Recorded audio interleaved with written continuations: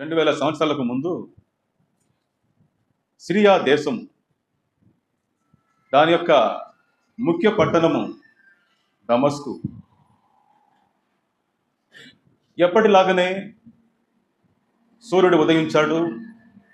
ఎప్పటిలాగానే దమస్కులోని ప్రజలు తమ యొక్క కార్యకలాపాలను ఎంతో ఆనందంగా సహజ సిద్ధంగా ప్రారంభించారు. కానీ అక్కడున్న దమస్కు పట్టణంలో ఉన్న కొద్దిమంది ప్రజలకు మాత్రము ఆ రోజు సూర్యుడు ఇంకా ఉదయించనే లేదు. ఎవరా కొద్దిమంది ప్రజలు? క్రీస్తును నమ్ముకున్నవారు, క్రైస్తవులు. దమస్కులో ఉన్న సంఘ ప్రజలకు సూర్యుడు ఆ రోజు అస్తమించినట్టుగానే ఉన్నాడు, ఇంకా ఉదయించినట్టుగానే ఉన్నాడు. వారి హృదయములలో భయం అనే ఒక చీకటి అలుముకొని ఉన్నది. వాళ్ళందరూ భయంతో ఉన్నారు.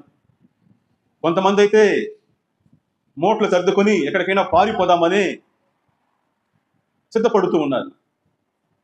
ఎందుకు వారు అంత భయంతో ఉన్నారు? ఏం జరిగింది? ఒక చెడ్డ సమాచారం వారికి వచ్చి చేరింది. ఆ చెడ్డ సమాచారం విని వాళ్ళందరూ కూడా భయంతో ఉన్నారు. బిక్కుమంటూ ఆ రోజు వారు రోజును తమకు ఏం జరగబోతుందో అనే ఒక భయంతో వారందరూ ఉన్నారు. ఏమిటి ఆ చెడ్డ సమాచారము?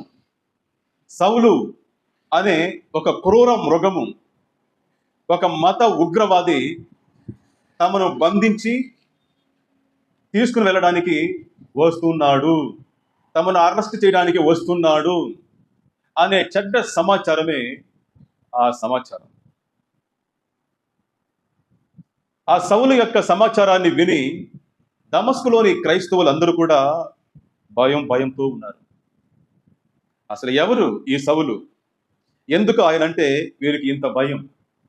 సౌలు ఈయనెవరంటే ఆ కాలంలో ప్రసిద్ధిగాంచిన తార్సు పట్టణానికి చెందిన ఒక యూదుడు, ఇజ్రాయేలు వంశానికి చెందిన హెబ్రీయుడు. ఆ రోజుల్లో నడిచే యూనివర్సిటీ అని పిలువబడే గమలియేలు క్రింద లేక గమలియేలు దగ్గర పాండిత్యం పొందినవాడు. మోషే ధర్మశాస్త్రంలో పూర్తి శిక్షణ పొందినవాడు. యూదుల మత తెగలలోనే నిష్ఠ తెగకు చెందిన పరిసయ్యుడు. హెబ్రీ భాష, గ్రీకు భాష, అరామిక్ భాషలో అనర్గళంగా మాట్లాడగలిగిన భాషా సామర్థ్యం కలిగి ఉన్నవాడు. ధర్మశాస్త్రం మీద అత్యంత పట్టుదల కలిగిన వాడు, దేవుని మీద అత్యంత గొప్ప ఆసక్తి కలిగిన వాడు. అంత మాత్రమే కాదు, క్రైస్తవులను హృదయము యొక్క లోతులో నుండి ద్వేషించిన వాడు. క్రైస్తవులను, క్రీస్తు మార్గాన్ని, క్రైస్తవ సంఘాల్ని ద్వేషించిన వాడు, వాటిని హింస పెట్టినవాడు, బాధ పెట్టినవాడు. గలతీయులు 1:13 అంటుంది, దూషకుడు, హింసకుడు, అనేక సంఘాల్ని అపరిమితంగా హింసించి నాశనం చేసినవాడు.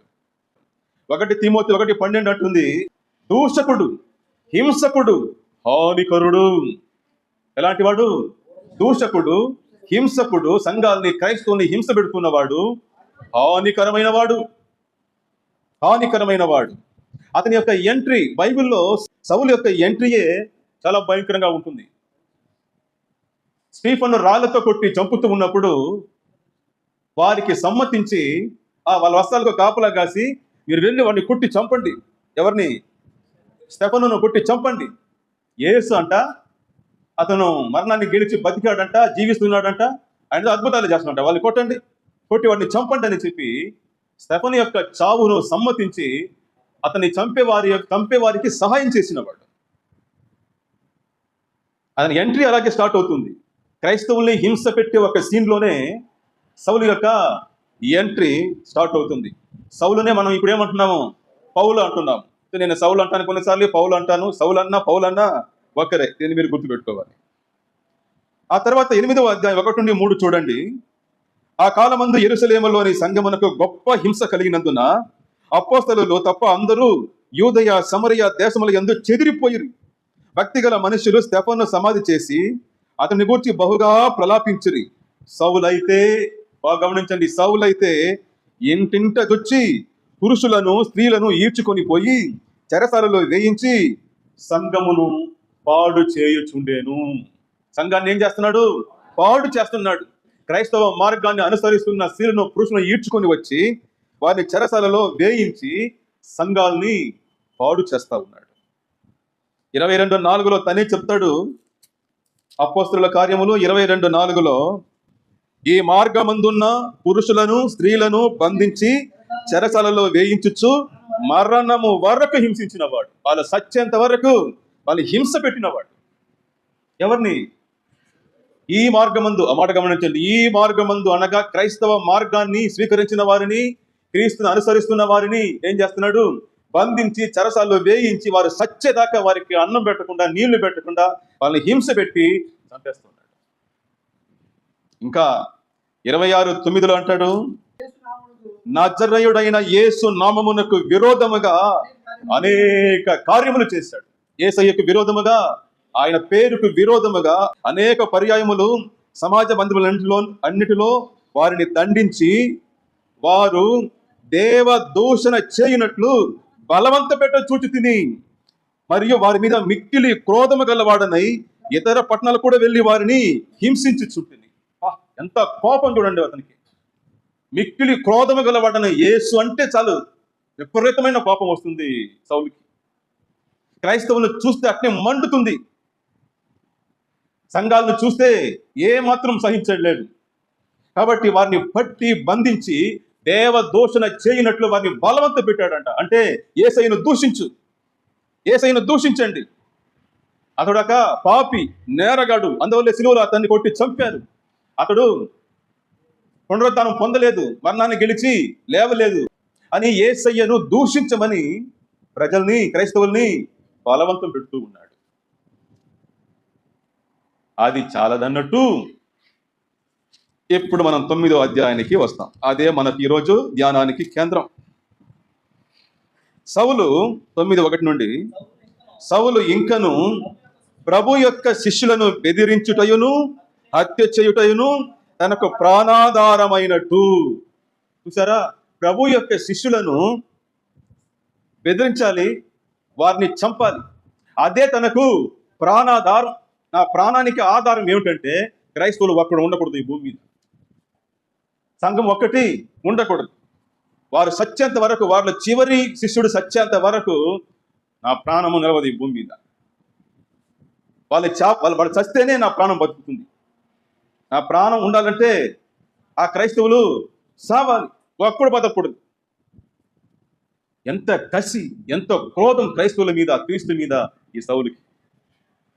సో ప్రాణాధారం అయినట్టు ప్రధాన యాజకుల దగ్గరకు వెళ్ళి వారి దగ్గర recommendation letter, arrest warrant order తీసుకొని దమస్కుకు పోతున్నాడు. ఎందుకంటే దమస్కులో సంఘం ఉందని తెలుసుకొని అక్కడికి వెళ్ళి వారిని బంధించి అరెస్ట్ చేసి తీసుకుని వచ్చి జెరూసలేం చెరసాలలో వేసి వారిని చావగొట్టాలనే ఒక ఉగ్రవాదముతో, మత ఉగ్రవాదంతో రెచ్చిపోయి ప్రధాన యాజకుల దగ్గరికి వెళ్ళి అరెస్ట్ వారెంట్ తీసుకొని బయలుదేరిపోతున్నాడమ్మా. ఎక్కడికి? దమస్కుకు పోతున్నాడు. యెరూషలేము నుండి దమస్కుకు దాదాపు 150 మైళ్ళు, కిలోమీటర్లు చెప్పాలంటే సుమారు 250 కిలోమీటర్లు. ఆ రోజుల్లో అది ఇంచుమించు 6 రోజుల ప్రయాణం. ఇప్పుడైతే 6 గంటలు వెళ్ళిపోతాం, కానీ ఆ రోజుల్లో 6 దినాలు ప్రయాణం చేయాలి దాదాపు దమస్కుకు పోయి చేరాలంటే. బయలుదేరిపోతా ఉన్నాడు. క్రైస్తవుల మీద క్రోధముతో దమస్కులో ఉన్న సంఘాన్ని నాశనం చేయాలి, ఆ క్రైస్తవుల్ని చంపాలనే ఒక ఉద్దేశంతో, మత ఉగ్రవాదంతో ఏం చేస్తున్నాడు? తన యొక్క ఉగ్రవాద టీంతో కలిసి పోతూ ఉన్నాడు.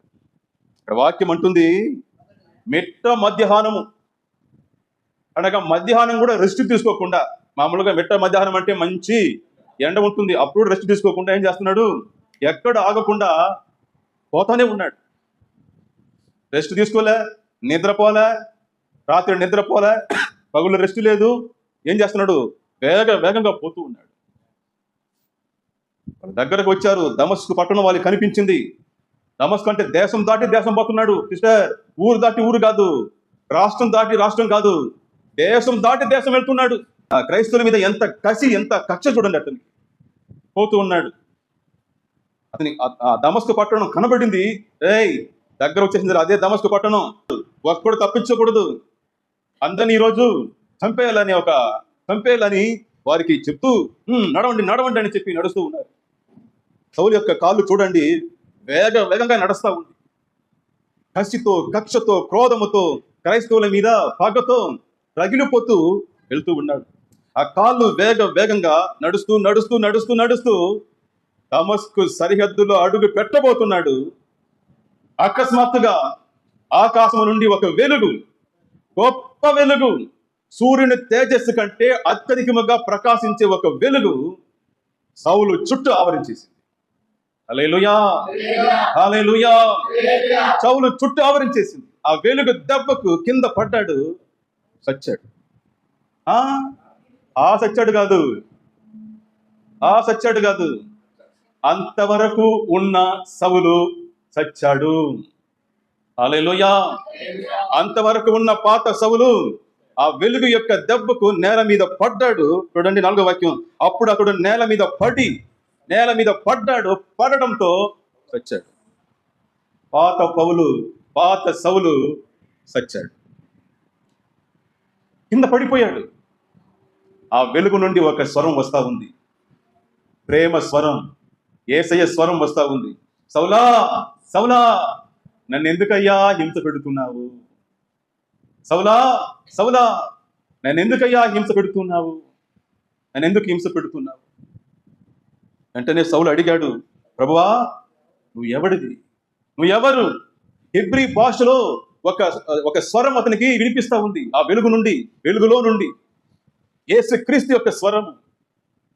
ప్రభువా, నువ్వు ఎవరు? అతను పసిగట్టాడు, ఇది మానవ స్వరం కాదు, ఇది దేవుని స్వరం అని కనుక్కున్నాడు. ప్రభువా, నువ్వు ఎవరు?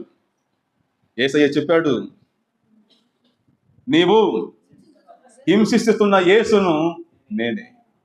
సౌలా, నువ్వు ఏ యేసునైతే హింసిస్తున్నావో ఆ యేసుని నేనే. సంఘాన్ని నువ్వు బాధ పెడుతూ ఉన్నావు, సంఘాలని పాడు చేస్తున్నావు, సంఘాలను హింసిస్తున్నావు. సంఘము నా యొక్క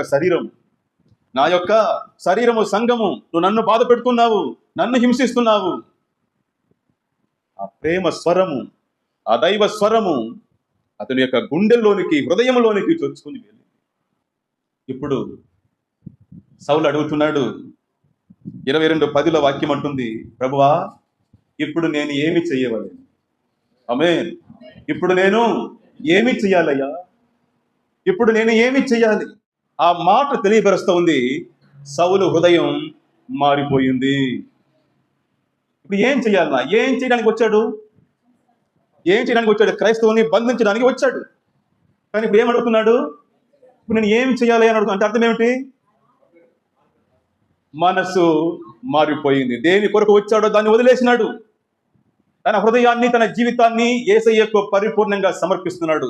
ఆ మాటలో ఆ హృదయ సమర్పణ ప్రతిధ్వనిస్తుంది. ఇప్పుడు నేను ఏం చేయాలి? సో దేని కొరకు వచ్చాడో, ఏం చేయడానికి వచ్చాడో దాన్ని వదిలేసినాడు. ఇప్పుడు నువ్వు చెప్పు నాయన, నువ్వు చెప్పు ప్రభువా, ఇక నా జీవితానికి ప్రభువు నీవే. నువ్వు ఏం చెప్తావో అదే నేను చేస్తాను. హల్లెలూయా. సౌలు హృదయము మారింది, మారు మనస్సు కలిగింది. సో దమస్కులోని క్రైస్తవులను తన క్రూర సంఖ్యలతో బంధించడానికి వెళ్ళిన సౌలును యేసు ఎదుర్కొని తన ప్రేమ సంఖ్యలతో బంధించేశాడు. క్రైస్తవులను ఖైదు చేయడానికి వెళ్ళిన సౌలు ఇప్పుడు నుండి యేసుక్రీస్తు యొక్క ఖైదీ అయిపోయాడు. అతను అంటాడు ఫిలోమోను పత్రికలో 1:1-9 యేసుక్రీస్తు ఖైదీనైనా నేను. ఆమేన్. యేసుక్రీస్తు ఖైదీనైనా నేను. క్రైస్తవుల్ని పట్టుకోవాలని వెళ్ళిన సౌలును యేసు పట్టేశాడు. ఆయన అంటాడు ఫిలిప్పీయులకు 3:12 నేను యేసుక్రీస్తు చేత పట్టబడ్డాను. నేను యేసుక్రీస్తు చేత పట్టబడ్డా.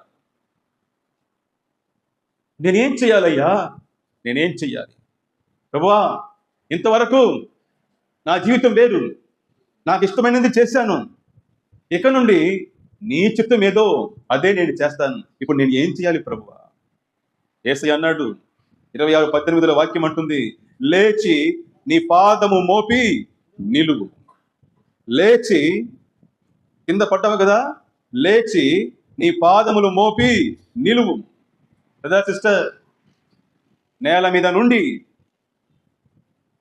సౌలు లేక పౌలు లేచి నిలిచాడు, పాదములు మోపి నిలిచాడు. గుర్తుపెట్టుకోండి, మరెన్నడూ అతడు కింద పడనే లేదు. హల్లెలూయా! మరెన్నడూ ఆయన కింద పడనే లేదు. ఆ పాదములు ఆ తర్వాత యేసుక్రీస్తు కొరకు నడిచింది, యేసుక్రీస్తు కొరకు నిలిచింది. ఎక్కడ రాజీ పడలేదు, ఎక్కడ సోలిపోలేదు, ఎక్కడ వెనుకడుగు వేయలేదు, ఎక్కడ కింద పడలేదు. ఎన్ని అవమానాలు, హింసలు, బాధలు, నష్టాలు, కష్టాలు కలిగిన ఆ రోజు నిలిచిన ఆయన పాదాలు మరెన్నడూ కింద పడనే లేదు. 1 కొరింథీయులకు 11:12 అంటుంది, నేను నిలుచుచున్నానని తలంచుకున్నవాడు క్రింద పడకుండా తనను తాను జాగ్రత్తగా చూచుకునవలెను. మరణం వరకు యేసుక్రీస్తు కొరకు నిలబడ్డాడు.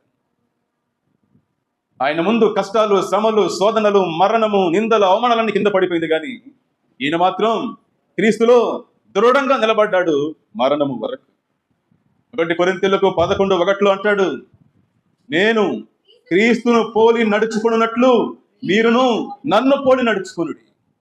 ఏం స్టేట్మెంట్ అది! నేను ఏ విధంగా యేసును పోలి నడుచుకుంటున్నానో అదే విధంగా మీరును నన్ను పోలి నడుచుకోనండి. అలా చెప్పేంత స్థాయికి యేసు క్రీస్తు కొరకు జీవించాడు పౌలు. హల్లెలూయా! ప్రభువా, నేనేం చేయాలి? లేచి నీ పాదములు మోపి నిలువు. నిలిచాడు. మరలా యేసు స్వరం వచ్చింది, లేచి దమస్కులోనికి వెళ్ళుము. ఎక్కడికి? ఏం చేసిందా యేసు ప్రభు? తిరుగు, బండి తిప్పు, యాడ్ నుండి వచ్చినావో ఆడికి వెళ్ళిపో చెప్పిండాలి కదా. కానీ యేసు ప్రభు చెప్పారు, దమస్కులోనికి వెళ్ళుము. నువ్వు ఎక్కడికి వెళ్ళాలని వచ్చినావో అక్కడికి వెళ్ళు. ఇప్పుడు కూడా యేసయ్య మార్గాలు, దేవుని మార్గాలు మన మార్గాలు వంటివి కాదు. మన తలంపులు ఆయన తలంపులు వంటివి కాదు. ఆ భూమికి ఆకాశం ఎంత ఎత్తుగా ఉన్నదో మన ఆలోచనలకి, మన ఐడియాలకి, మన తలంపులకు ఆయన ఆలోచనలు అంత ఎత్తుగా ఉంటుంది. ఆమేన్. సో పౌలు లేచి నిలబడి యేసయ్య మాట ప్రకారము దమస్కులోనికి వెళ్తూ ఉన్నాడు. ఎక్కడికి వెళ్ళాలని వచ్చాడో అక్కడికే వెళ్తున్నాడు, కానీ ఎలా వచ్చాడో అలా కాదు. ఆమేన్. ఎక్కడికి వెళ్ళాలని వచ్చాడో అక్కడికే వెళ్తున్నాడు, కానీ ఎలా వచ్చాడో, ఏ ఉద్దేశంతో వచ్చాడో అలా కాదు, ఆ ఉద్దేశంతో కాదు. సౌలు అనే పౌలు తన యొక్క పాదమును, మొదటి పాదమును దమస్కు యొక్క సరిహద్దుల్లో పెట్టి నడిచిపోతూ ఉన్నాడు. గుర్తుపెట్టుకోండి, సౌలు ఇప్పుడు ఓ కొత్త మార్గంలో నడుస్తూ ఉన్నాడు. అతని జీవిత మార్గం ఇప్పుడు పూర్తిగా మారిపోయింది. ఓ కొత్త మార్గంలో పౌలు ఇప్పుడు నడుస్తూ ఉన్నాడు. క్రైస్తవులను బంధించడానికి దమస్కు మార్గంలో వెళ్ళిన సౌలు యొక్క జీవిత మార్గాన్ని పైనుండి ఒక మార్గం వచ్చి మార్చేసింది. హల్లెలూయా! యేసు ఎవరు? మార్గం. నేనే మార్గం అన్నాడు. సో క్రైస్తవులను బంధించడానికి దమస్కు మార్గంలో వెళ్ళుచుండిన పౌలు యొక్క జీవిత మార్గాన్ని పైనుండి ఒక మార్గం వచ్చి మార్చేసింది. మార్గంలో మార్గాన్ని మార్చేసింది. మార్గంలో మార్గాన్ని మార్చేసింది. చెప్పండి. మార్గంలో మార్గాన్ని మార్చేసింది. చప్పట్లు కొట్టి యేసయ్యకు మహిమ చెల్లిస్తా. నేను మరలా చెప్తాను, దీన్ని వినండి. క్రైస్తవులను బంధించడానికి దమస్కు మార్గంలో వెళ్ళుచుండిన సౌలు యొక్క జీవిత మార్గాన్ని పైనుండి ఒక మార్గం వచ్చి మార్చేసింది. యేసు అనే మార్గం వచ్చి మార్చేసింది. ఈ మాట గుర్తుపెట్టుకోండి. మార్గంలో మార్గం హృదయ మార్గాన్ని, జీవిత మార్గాన్ని మార్చేసింది. క్రూర మృగముగా వచ్చిన వాడు ఇప్పుడు యేసు క్రీస్తు యొక్క సాధువైన గొర్రెగా దమస్కులోనికి ఎంటర్ అవుతూ ఉన్నాడు. పాతవి గతించెను, అంతా కొత్తవాయె. సౌలు ఇక నుండి క్రీస్తు కొరకు నడుస్తూ ఉన్నాడు. ఆయన పాదాలు యేసయ్య కొరకు నడుస్తూ ఉంది. సౌలు లేచి నడిచి దమస్కులోనికి వెళ్తున్నాడు, కానీ అతనితో కూడా వచ్చిన మనుషులు పట్టుకొని పోతా ఉన్నారు. ఏమైందంటే ఆ వెలుగు యొక్క ప్రభావంతో చూపు పోయింది. 3 దినములు చూపు లేక అన్నపానములు పుచ్చుకొనకుండా ఉపవాసంతో దేవునికి ప్రార్థన చేస్తున్నాడు. ఆ వెలుగు ప్రభావంతో అతని యొక్క భౌతికమైన శారీరకమైన చూపు పోయింది, కానీ అతని యొక్క ఆత్మీయ చూపు, స్పిరిచువల్ ఐస్, ఆత్మీయ కళ్ళు తెరవబడి. అంతకుముందు వరకు అతను ఒక ఆత్మీయ గుడ్డితనంలో ఉన్నాడు. ఇప్పుడు ఆ వెలుగు యొక్క ప్రభావము, యేసు క్రీస్తు యొక్క దర్శనము, ఆ ప్రేమ దర్శనము, ఆ కృపా దర్శనము ఆయన యొక్క అజ్ఞాన అంధకారములను తొలగించి ఆయన జీవితంలో గొప్ప వెలుగును కలిగించింది. ఆ దర్శనము, యేసు క్రీస్తు యొక్క దర్శనము సౌలు యొక్క లేక పౌలు యొక్క అనేక చీకటిని తొలగించి అతనిని పరలోక వెలుగులోనికి నడిపించి ఇప్పుడు అతను అనేక విషయాలు గ్రహించుకున్నాడు, తెలుసుకుంటున్నాడు. నంబర్ 1 ఏమిటంటే యేసుక్రీస్తు జీవిస్తున్నాడు. హల్లెలూయా! యేసుక్రీస్తు జీవిస్తున్నాడు అనే దాన్ని ఇప్పుడు కళ్ళారా చూశాడు. ఆయన స్వరాన్ని విన్నాడు. యేసుక్రీస్తు జీవిస్తున్నాడు. అంతకుముందు ఆయనకి సౌలుకు కోపానికి విషయం ఏంటంటే అదే, యేసుక్రీస్తు జీవిస్తున్నాడు అన్న విషయం చెప్తున్నారే ఈ శిష్యులు, అపోస్తలులు, అది అతను సహించలేకపోతున్నాడు. సిలువలో ఒక నేరగాడుగా, ఒక పాపిగా చనిపోయిన ఒక వ్యక్తి అతడు రక్షకుడెట్లా అవుతాడు? అతడు ఎట్లా మరణాన్ని గెలిచి లేస్తాడు? అతడు ఎట్లా మెస్సీయా అవుతాడు అనేది అతని యొక్క ప్రశ్నలు, తనకున్న సందేహాలు. కానీ ఇప్పుడు కళ్ళారా చూశాడు యేసుక్రీస్తు జీవిస్తున్నాడన్న విషయాన్ని. రెండవది, తాను పాపినన్న విషయాన్ని ఇప్పుడు గ్రహించాడు. అంతవరకు ధర్మశాస్త్ర ప్రకారం నేను పరిశుద్ధుడను, అనింద్యుడను, నీతిమంతుడు అనుకున్నవాడు ఎప్పుడైతే యేసు ప్రభు యొక్క దర్శనాన్ని చూశాడో, ఆ ప్రభు యొక్క దర్శనము అతనికి ఒక గొప్ప సత్యాన్ని బట్టబయలు చేసింది. తాను ఒక పాపిని, తనకు రక్షణ కావాలి, పాపము నుండి విమోచన కావాలన్న సత్యాన్ని అతనికి బయలుపరిచింది. 1 తిమోతి 1:16 అంటాడు, నేను ప్రధానమైన పాపిని అని అంటాడు. నేను ప్రధానమైన పాపిని, పాపులలో నేను ప్రధానమైన పాపిని, నేను భయంకరమైన పాపిని, గొప్ప పాపిని అంటాడు. అవునండి, యేసయ్య దర్శనము మన పాపాలని మనకి బయలు చేస్తుంది. మనం యేసయ్యకి ఎంత దగ్గర అవుతామో, ఆయన సహవాసంలో ఎంత ఎదుగుతామో అంతగా మనం పరిశుద్ధులం అవుతూ ఉంటాం. మనలో ఉన్న పాపాలు బయటికి వెళ్ళిపోతూ ఉంటుంది ఆయన రక్తముతో. ఆమేన్, హల్లెలూయా. అంతవరకు క్రైస్తవులను హింసించడము, సంఘాలని నాశనం చేయడము అనేది తాను దేవునికి సేవ చేస్తున్నట్టు అనుకున్నాడు. తాను దేవునికి సేవ చేస్తున్నాను అనుకున్నాడు.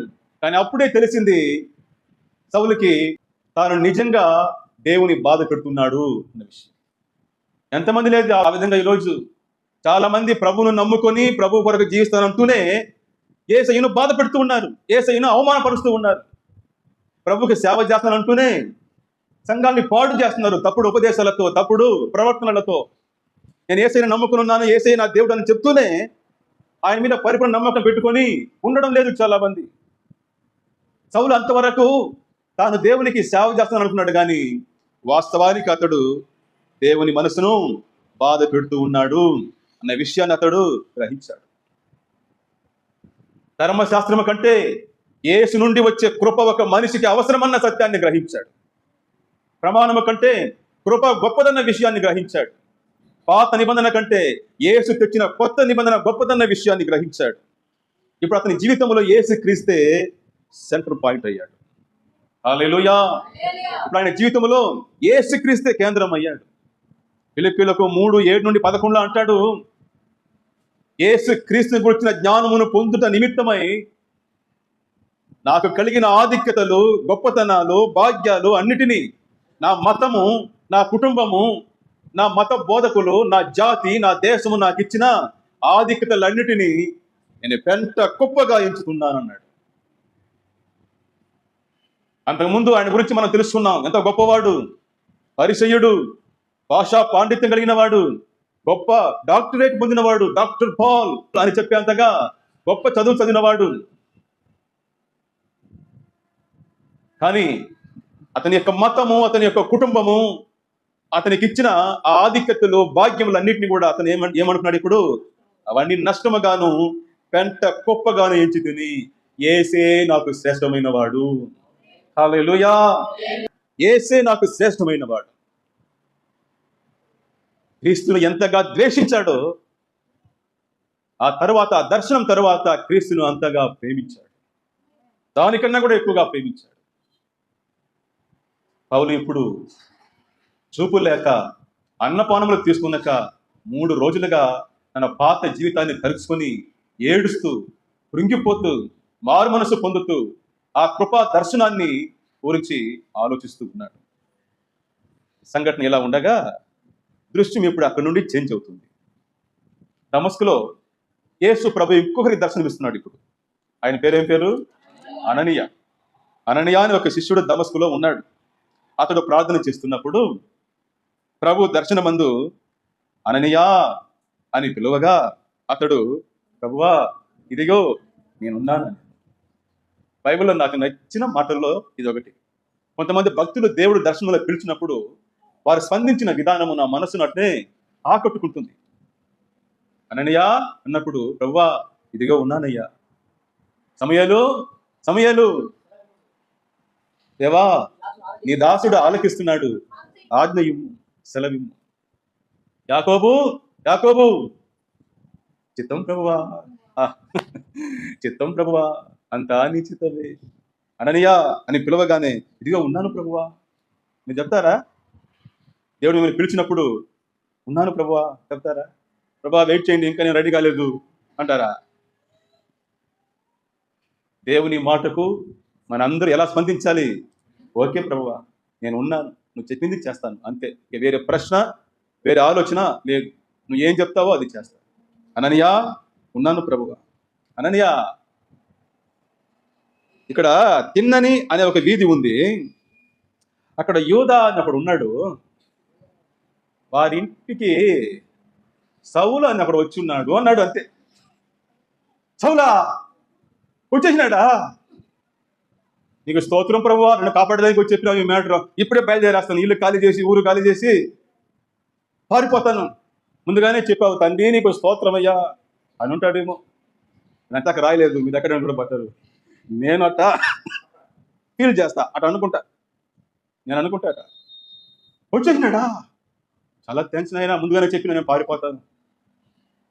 ఏమి అని అట్ట భయపడుతున్నా. వాడు సౌలు పేరు చెప్తే, అయ్యో ప్రభువా వాడి గురించి తెలుసు కదా, వాడు ఎంత సంఘాన్ని ఎంత పాడు చేస్తున్నాడో, వాడు ఒక క్రూరమైన మృగము, వాడు ఒక మత ఉగ్రవాది. క్రైస్తవులు అంటే ఏ మాత్రం నచ్చింది గిట్టదు అతనికి. ఇక్కడ కూడా వస్తాడని సమాచారం మాకు ముందుగానే అందింది. వచ్చి నీ నామమందు ప్రార్థన చేయవారిని బంధించడానికే వచ్చున్నాడట. నీ నామమున ప్రార్థన చేయవారిని బంధించడానికి వచ్చాడు ప్రభువా. యేసయ్య అన్నాడు, అననీయా అది అప్పుడు కథ, అది అప్పుడు కథ. ఇప్పుడు కథ ఏంటో చెప్పనా? ఉండు, నీకెందుకు తొందర? ఇప్పుడు కథ ఏంటో చెప్పనా?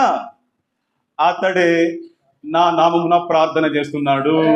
హల్లెలూయా, హల్లెలూయా, హల్లెలూయా. 11వ వాక్యం అంటుంది, ఇదిగో అతడు ప్రార్థన చేయుచున్నాడు. అననీయ అంటున్నాడు, ప్రభువా నీ నామమున ప్రార్థన చేయవారిని బంధించడానికే ఇక్కడికి వచ్చి ఉన్నాడు.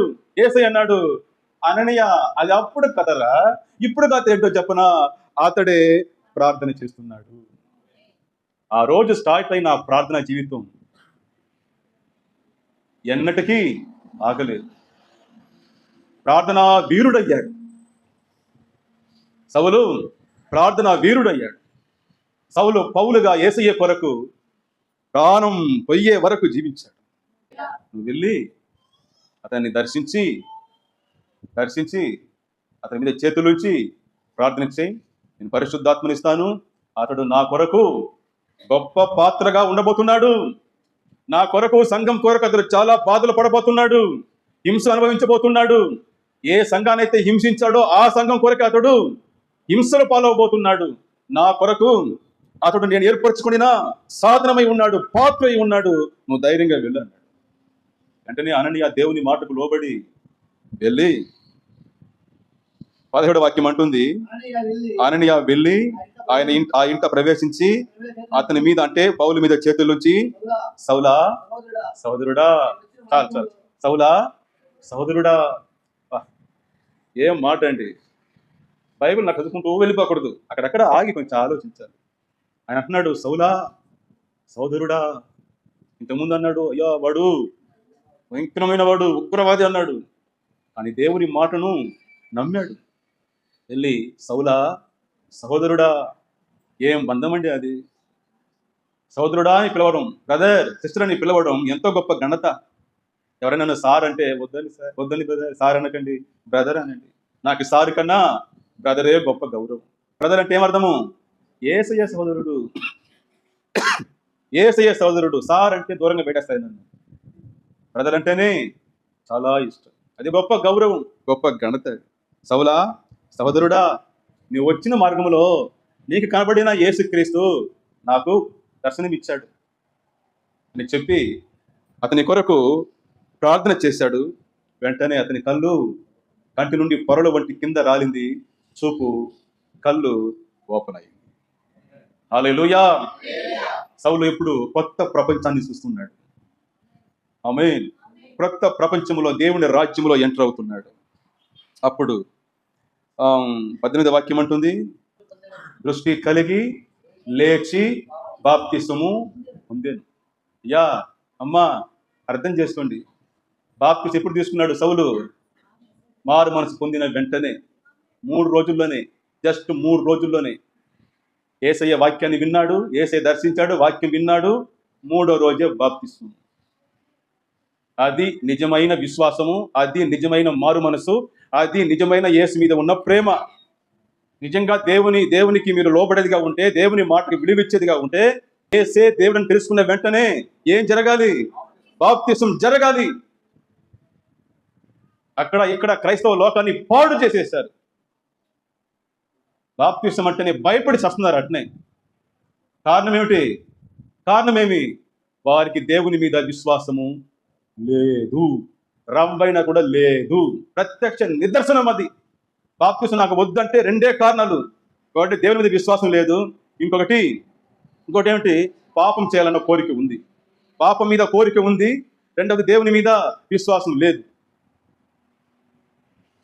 లేచి పౌలు వెంటనే బాప్తిసం తీసుకున్నాడు.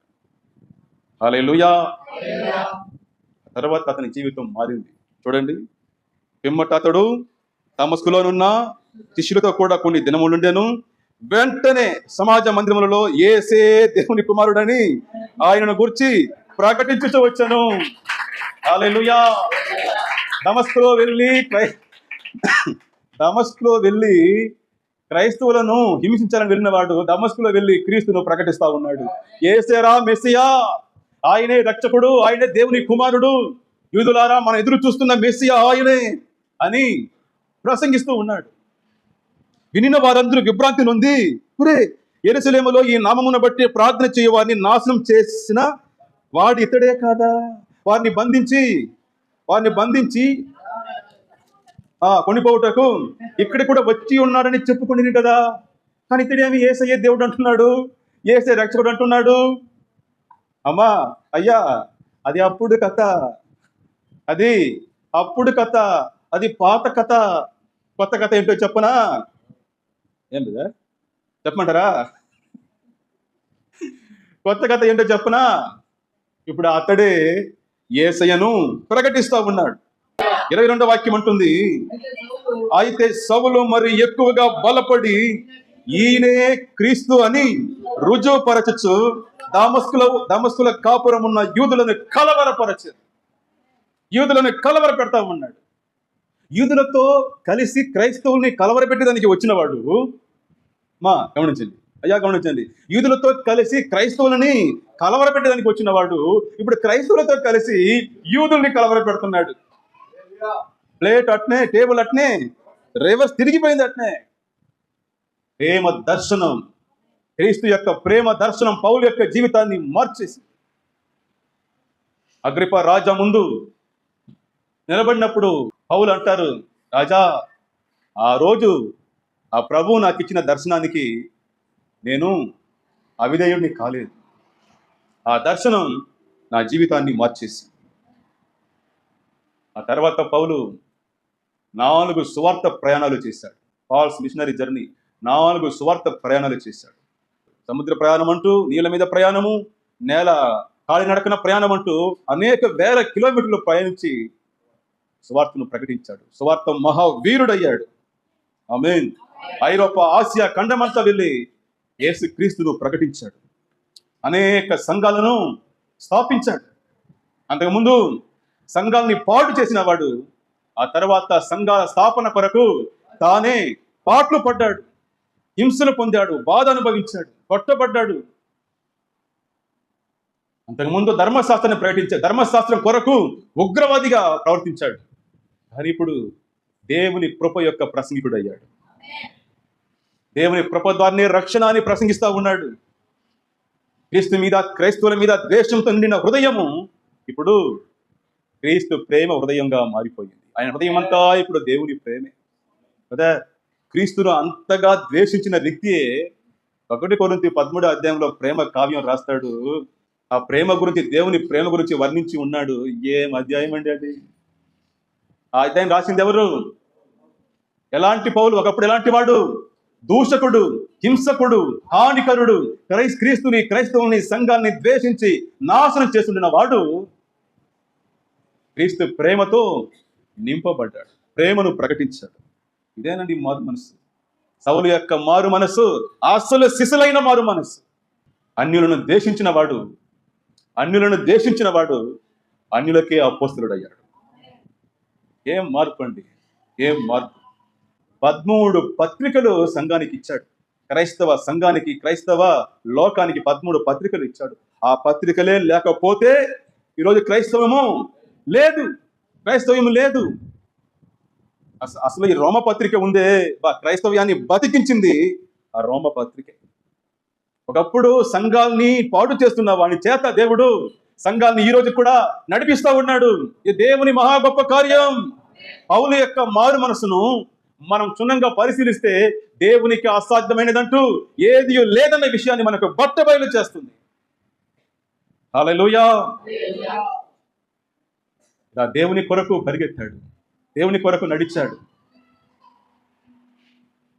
నీరో చక్రవర్తి కాలంలో పౌలును బంధించారు, అరెస్టు చేశారు. అరెస్టు చేసి క్రీస్తు శకము 67వ సంవత్సరంలో పౌలును శిరచ్ఛేదనం చేసేశారు. సువార్త ప్రకటిస్తున్నాడని చెప్పి నీరో చక్రవర్తి అతన్ని తల నరికి చంపేశాడు. క్రీస్తు కొరకు, యేసయ్య కొరకు తన ప్రాణాన్ని ఇచ్చాడు. హల్లెలూయా! హతసాక్షిగా మరణించాడు. క్రైస్తవుల్ని చంపినవాడు, వారు సచ్చేంత వరకు వాళ్ళని హింస పెట్టినవాడు చివరికి యేసయ్య కొరకే ధైర్యంగా చచ్చాడు. అతను చచ్చే ముందు ఒక స్టేట్మెంట్ ఇచ్చాడు, బైబిల్లో అత్యున్నతమైన స్టేట్మెంట్. నేను మంచి పోరాటము పోరాడి తిని, నా పరుగును కడముట్టించి తిని, విశ్వాసమును కాపాడుకుంటుని, ప్రభు ఇచ్చు బహుమానం కొరకై పోతున్నానయ్యా, పోతున్నా. నేను చావలేదు, నన్ను చంపే అధికారం ఎవరికి లేదు. నా సేవ అయిపోయింది, పరిపూర్ణమైంది. నేను నా దేవుని దగ్గరకు, నా ప్రభు దగ్గరకు వెళ్ళిపోతున్నాను. ఏం స్టేట్మెంట్, ఏం జీవితం, ఏం సేవ! హల్లెలూయా! ఒకప్పుడు ఎలా ఉండినవాడు ఎలా మారాడు, దేవుడు అతన్ని ఎలా మార్చాడు. సంఘాల్ని పాడు చేస్తున్న వాని చేతనే సంఘాల్ని స్థాపించాడు. క్రైస్తవుల్ని హింస పెట్టిన వాటి చేతనే క్రైస్తవ్యానికి 13 పత్రికలు ఇప్పించాడు దేవుడు. ఒకసారి ఒక ఛానల్లో ప్రపంచ చరిత్ర గురించి చెప్తూ ఉన్నారు కొన్ని వారాలుగా.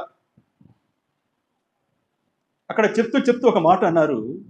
ఈ పౌలు యొక్క జీవితాన్ని గురించి చెప్తూ ఆ డాక్యుమెంటరీ వీడియోలో ఒక విషయం చెప్పారు. పౌలు యొక్క మారు మనస్సు ఐరోపా ఖండం యొక్క నాగరికతని తలకిందులు చేసింది అన్నాడు. నాకప్పుడు ఆ మాట విన్నప్పుడు ఒళ్ళు అట్నే జల్లుమనింది. ఆ పౌలు యొక్క మారు మనస్సు ఐరోపా ఖండం యొక్క నాగరికతనే తలకిందులు చేసింది. ఏం జీవితం అది, ఏం మార్పు అది. హల్లెలూయా. నీ మారు మనస్సు ఎవరిని ప్రభావితం చేస్తా ఉంది? నువ్వు నేను మారు మనసు పొందామే, మనం మారు మనసు ఎవరిని ప్రభావితం చేస్తుంది? ఎవరికి దీవెనకరంగా ఉంది? కనీసం నీ కుటుంబానికైనా నీ మారు మనస్సు యొక్క ప్రభావము ఉందా? ఆశీర్వాదం ఉందా? క్రీస్తు విరోధి క్రీస్తు ఖైదీ అయ్యాడు. ఆయన స్టైల్ అదే. ఆయనకు విరోధంగా, ఆయన నామానికి విరోధంగా పనిచేసే వారిని ఆయన సేవకులుగా మార్చేస్తాడు. ఆయన వారి దాన్ని గొప్ప సేవ చేయిస్తాడు. ఆ విధంగా కొన్ని కోట్ల మంది ఉన్నారు ఈ లోకంలో. ఒకప్పుడు యేసయ్యను ద్వేషించిన వారు యేసయ్య శిష్యులుగా మారిపోయి ఉన్నారు. అలాంటి వారితో సంఘాలు, క్రైస్తవ్యము ఈ రోజుల్లోనూ నిండి ఉన్నది. మారితే పౌలు వలె మారాలి. చెప్పండి, మారితే పౌలు వలె మారాలి.